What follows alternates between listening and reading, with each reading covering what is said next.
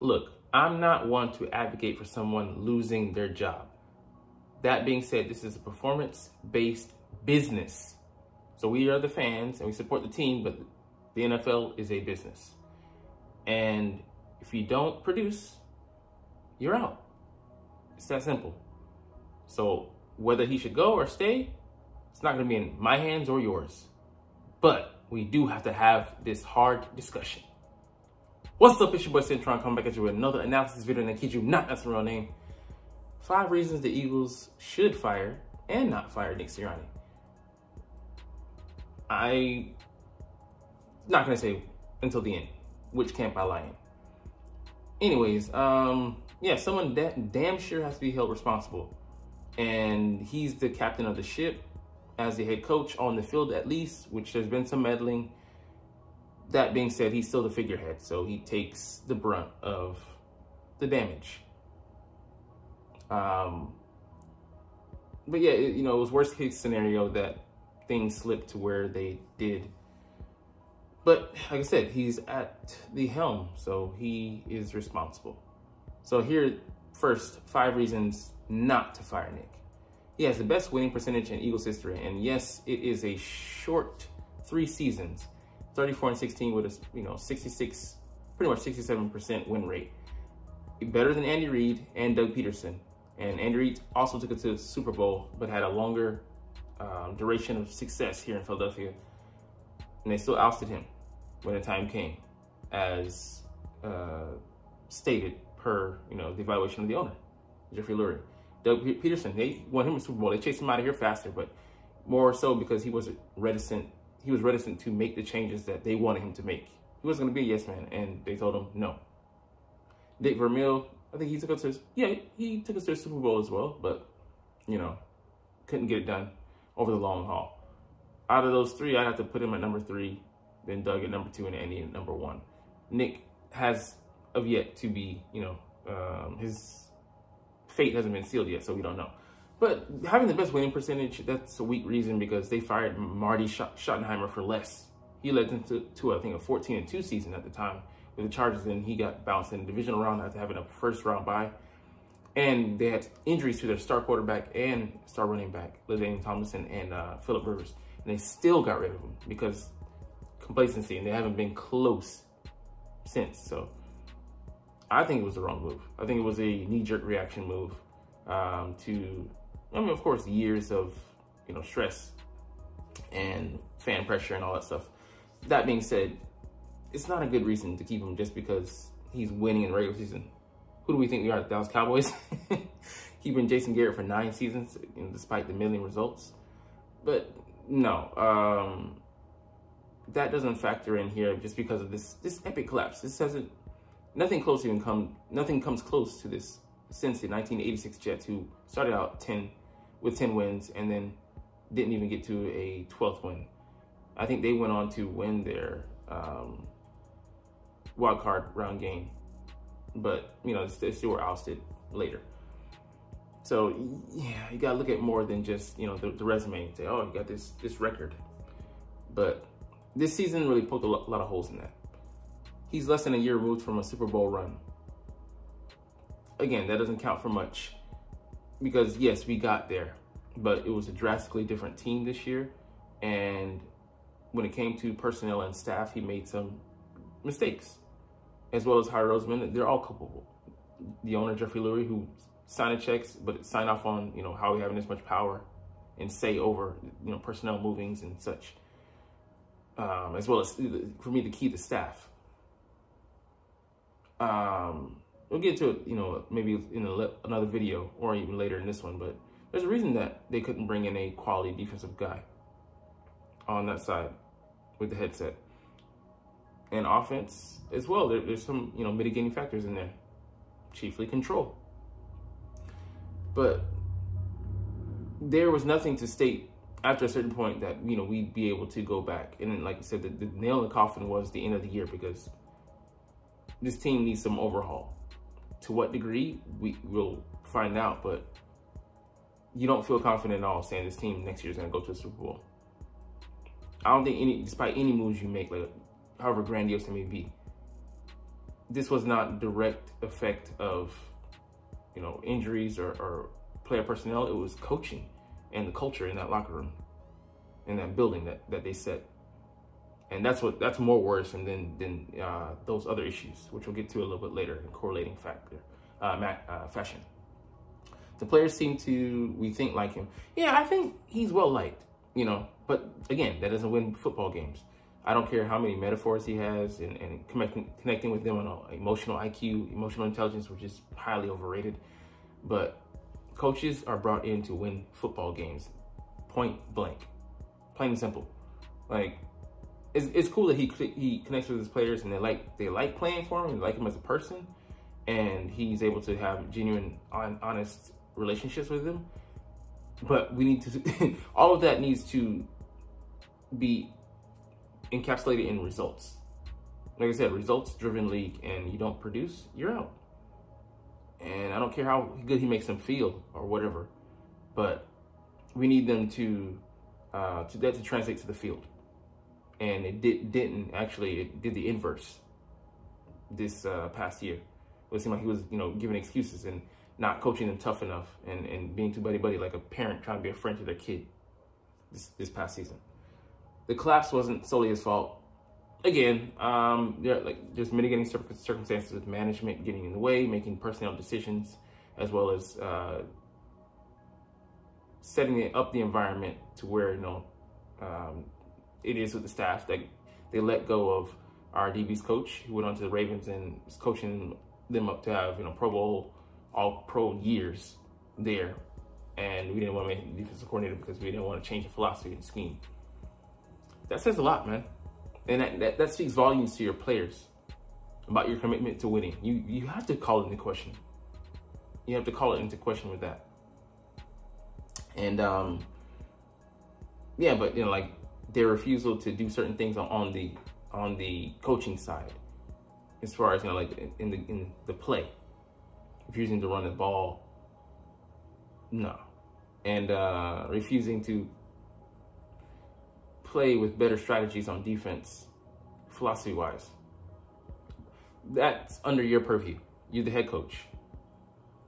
You're, even though I'm not seeing it, you're an offensive guy by trade, but you're still, you give up play calling duties so that you could focus on being CEO, balancing things out on the defensive side. You can override. And the offensive side, I believe you were calling plays, for a good chunk of the season. And if not in spots here and there, overriding your offensive coordinator. So, nah, your fingerprints are all over this debacle. It might be too late. So there's that. All the other teams that made hirings or are in the latter stages of making their final cuts and final decisions.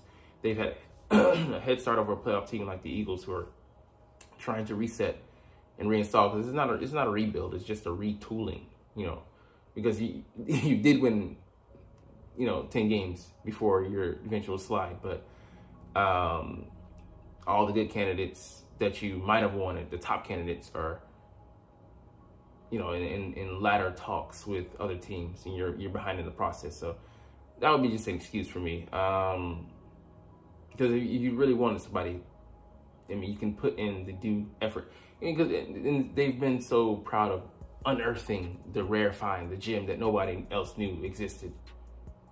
We found kryptonite when you didn't even know it was a thing. Who cares? Are they good or not? That's all I care about. But bragging rights and pride and arrogance are seeped into every crevice of this franchise, in every minute decision where, or a grand decision. Take that shit out of it. The fans, we just want a chip. All the politics and all the other bullshit, we don't care, and could care less for it. Otherwise, like I said, we resemble that franchise with a star on the helmet down there in Dallas, Texas. Ugh. All right, so now let's get to the 5 reasons to fire Nick. So the first one, the candidates to replace him may never be better. And yeah, we have Pete Carroll, Mike Vrabel, Bill Belichick out there, Jim Harbaugh. coordinators like Ben Johnson, Bobby Slowick, I don't know, but I know this is the Lions offensive coordinator. Yeah, that's fine. That the timing may never be better to get a good guy, but you're not going to get a guy that you can control. Not with this setup. And that's one of the bigger problems for me. I'm going to talk about that in a short later this week. The pool of coaches is impressive, but do they want to come here? Especially after, seeing decisions you made in season. That would call, a respected, seasoned, veteran head coach, former head coach, would have to seriously call into question his amount of authority allowed here. And that's problematic. All right, next. They lost 6 of the last 7 games. So for me, it's not even that we lost 6 or 7. Forget the number. It was how we lost it. How we lost it and how we lost it. But it wasn't because of injuries. It wasn't because of infighting with the players. Not even a huge locker room schism. Even though there was some of that, due to the things that they did themselves, self-inflicted wounds, but it was because of coaching. And like I said, if we were 7-7 or 4-9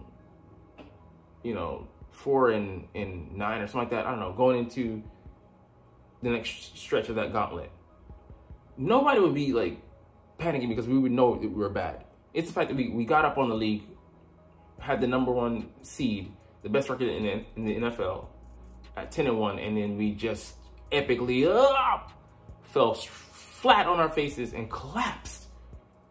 And it's not inexplicably, there are reasons, that we're not privy to being outside of the building, but that is more damning than anything else. Like I said, more so than injury. There's a reasonable explanation. This is inexcusable. Because of coaching this late in the year, you cannot have that happen. It was an epic collapse. It was historical.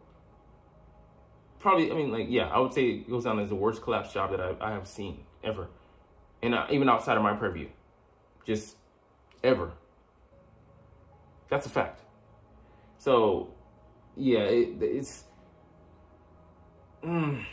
We'll get into that in the next issue, the next topic. He seemed tone deaf and did not adjust when he needed to. So this, for me, is the most damning thing, I think, maybe on this list. Because it ties into the one above. Why couldn't we stop the skid when it was happening? You had no answers for your players, no answers for the management to why this is ongoing. And the only answers you gave were empty.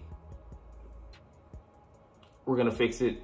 We have to get back to the drawing board. We got to keep staying together and get back to the fundamentals. None of that shit happened. It was empty, pretty words. That's it. And okay, how about you run the ball more? How about you use motion more? All the suggestions that were given to him were shot down heavily. And then even the things like the sleight of hand, disingenuousness. Are you going to make any changes, coach? No, we're not. Oh, Sean Desai has been replaced by Matt Patricia. So you just flat out lied to us.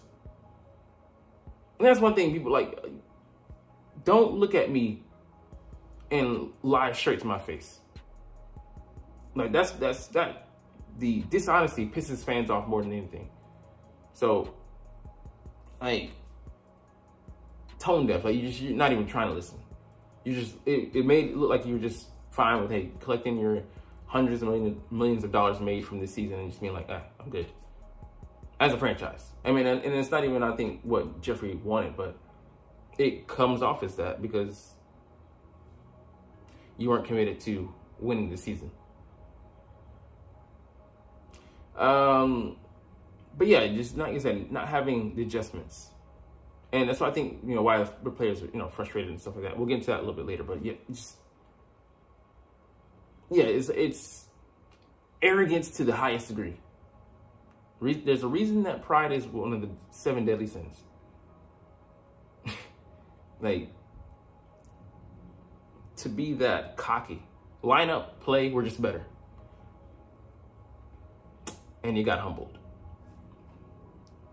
All right, they can't possibly run it back. And this is for me, like, how do you come back from this? You got to have a damn good plan to change things up. This isn't, just shaking things up or shifting things around a little bit here and there. There's a case to be made for all of your coaches on the defensive side to be fired. That's the defensive line coach, linebackers coach, the safeties coach, secondary coach, the interior guys coach. Like, everybody could go, in theory, because it was just that bad. Every unit started looking bad. The secondary, the middle, the line lost its ability to pass rush.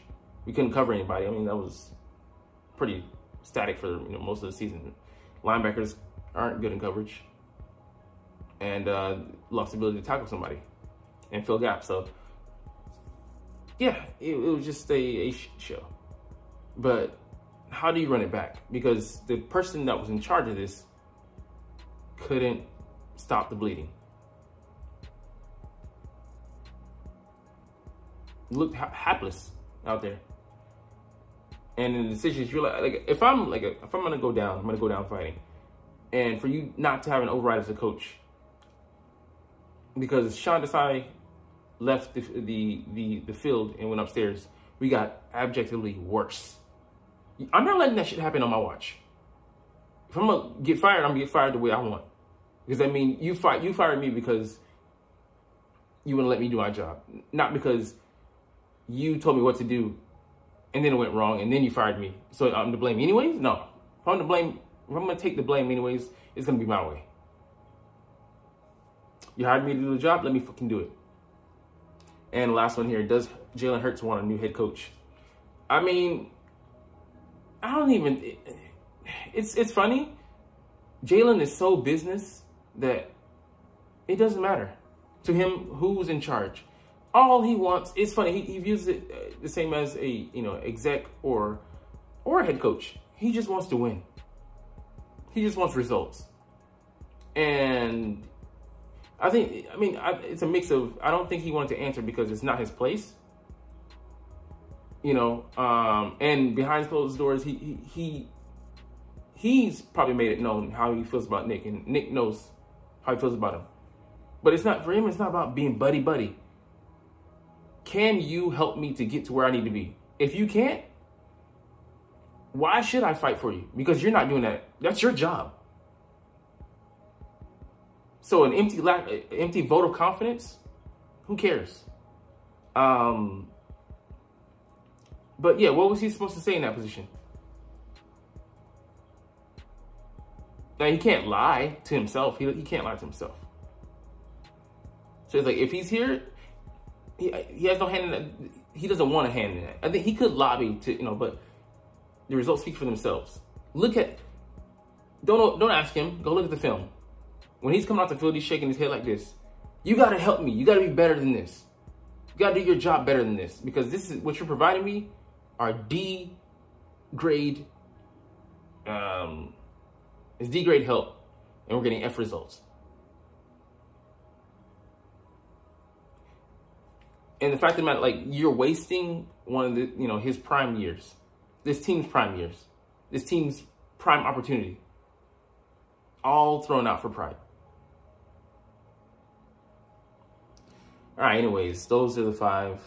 I want him out of here, but I want a good candidate. And if we can't get a good candidate, get him out of here next year. Because I don't think he changed it. He's able to turn things around in 1 year. All right. Next topic. PFF suggests a free agent target. And this is somebody we went up against last year in the Super Bowl, this year in Kansas City. L'Jarius Sneed. So he had a really good rating, PFF, and you saw how he played AJ. He's a tough guy. Not the best corner, but I think he would be good in the system. That being said, I it's all about how the money, because I think he'll be a free agent. You know, what's it looking like? What should we? Who else is on the market? But what I really want us to do is homegrown talent. I want us to draft a guy and raise him up from the ground up, because we've been horrible at developing certain positions. Receivers, Devontae was already self-made before he got here. DBs, linebackers. We haven't done a good job at developing those guys. So I'm for it if it makes dollars and cents, but we could save that and go with expending draft capital. And your homegrown guys, it's nothing like a homegrown guy. We had a lot of outside guys come in, and I'm not opposed to that, but if you just feel like one too many this year, and that's endemic on your drafting and that's on you. Your record, it's hit or miss on some things. And we'll evaluate that later in the offseason. But anyways, we'll get up out of here. Yeah, these videos are gonna go like this. Just being real. Like I said, I'm not optimistic. I'm not pessimistic. I'm just realistic. But hey, you're not even watching though, but it's all good because we're gonna get up out of here. And I'm gonna chunk these deuces, but I love making these videos and love talking about the Eagles. So like I said, ciao. But as always, it's fly Eagles fly, and let's motherfucking go. Like, comment, share,